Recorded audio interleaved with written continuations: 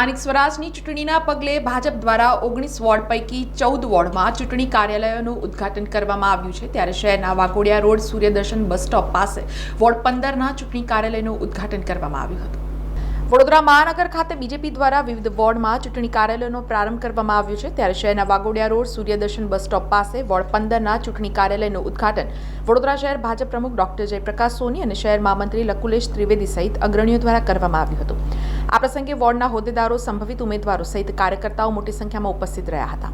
ચૂંટણી કાર્યાલયના ઉદ્ઘાટન પ્રસંગે ઉપસ્થિત વોર્ડના અગ્રણીઓ અને કાર્યકર્તાઓએ પ્રમુખ ડોક્ટર જયપ્રકાશ સોનીને વોર્ડ નંબર 15માં 4 બેઠક ઉપર કમળ ખીલશે એવી બાહેધરી આપી હતી। અત્રે ઉલ્લેખનીય છે કે આ વોર્ડમાં હરણી બોટકાંડના પીડિતોને ન્યાય અપાવવા ભાજપના જ કાઉન્સિલર આશીષ જોશીએ વિરોધ નોંધાવતા પાર્ટીમાંથી તેઓને સસ્પેન્ડ કરાયા હતા, જેથી આશીષ જોશી કોંગ્રેસમાં જોડાયા છે અને તેઓ પણ વોર્ડ 15માંથી કોંગ્રેસના ઉમેદવાર જાહેર કરાય તેવી શક્યતા હોય। આ વોર્ડની ચૂંટણી ભારે રસાકસી ભરી રહેશે।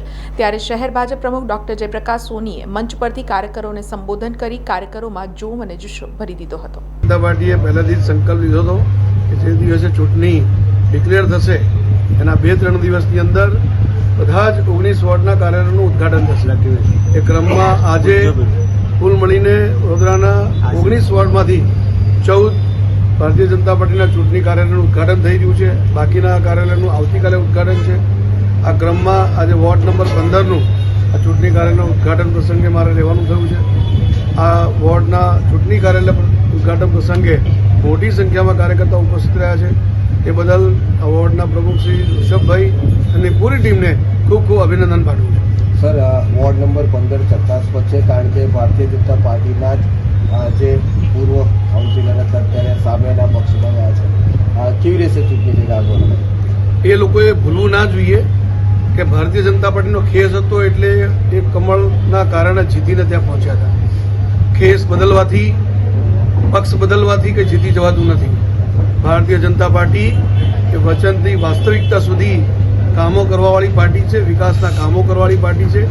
એટલા માટે જ લોકોના વિશ્વાસના આધારે, જનતાના વિશ્વાસના આધારે, લોકોના કરેલા કામોના વિશ્વાસના આધારે એ ભારતીય જનતા પાર્ટીનું શાસન 30 વર્ષથી વડોદરા મહાનગરમાં રહ્યું છે, ગુજરાતમાં રહ્યું છે અને છેલ્લા 11 વર્ષથી માનનીય નરેન્દ્રભાઈની સરકાર કેન્દ્રમાં રહી છે।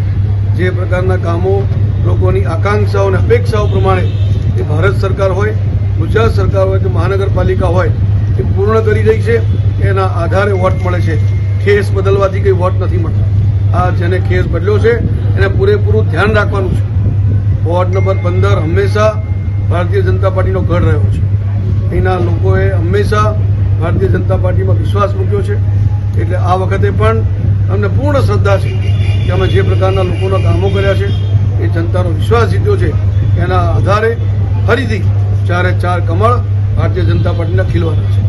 જયપ્રકાશ સોનીએ પોતાના પ્રવચનમાં કોંગ્રેસ પર પ્રહાર કરતા જણાવ્યું હતું કે કોંગ્રેસે પરિવારવાદ, જ્ઞાતિવાદ અને વૈમનસ્ય ફેલાવ્યું છે। એ 5 હાથવાળી પાર્ટી હોય કે ઝાડુવાળી પાર્ટી, જેઓએ ખેસ બદલ્યો છે તેઓ એવું માને છે કે રાતોરાત મન બદલી લઈશું પણ મન પણ બદલી નહીં શકો।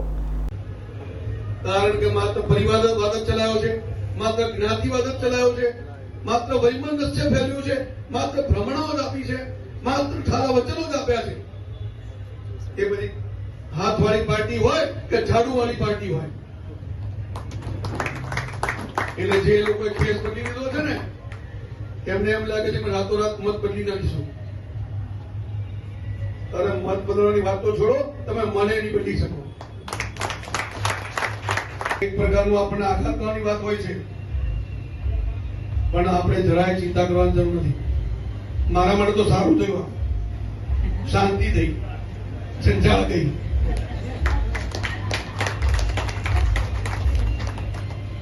ખોટી ખોટી માથાકૂટ થાય એના કરતા સારું ને લડી લો ભાઈ। તમે એ લોકો તમે ચૂંટણી મત દેખાય છે, તમે દેખાઓ।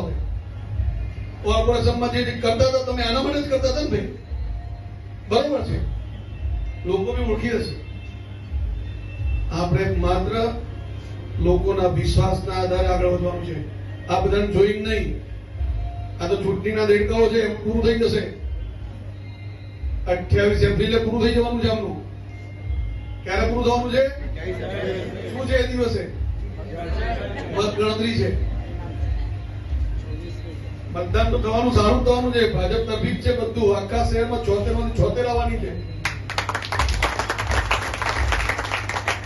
ઘણા મને પૂછે છે કે તમે આ કેવી રીતે કહો છો 76 માંથી 76 કેવી રીતે આવશે?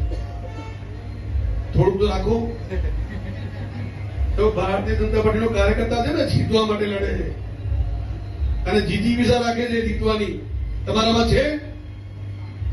જરા પૂછો, સામેવાળા નહીં પૂછો ખરા, જીતવાની જીતી વિશા છે ખરા કે આમ તેમ ભાગાભાગી કરી રહ્યા છે, દોડાદોડી કરી રહ્યા છે? મને મારા કાર્યકર્તા પર વિશ્વાસ છે. હું જે બોલું છું ને એ તમારા વિશ્વાસના આધારે બોલું છું.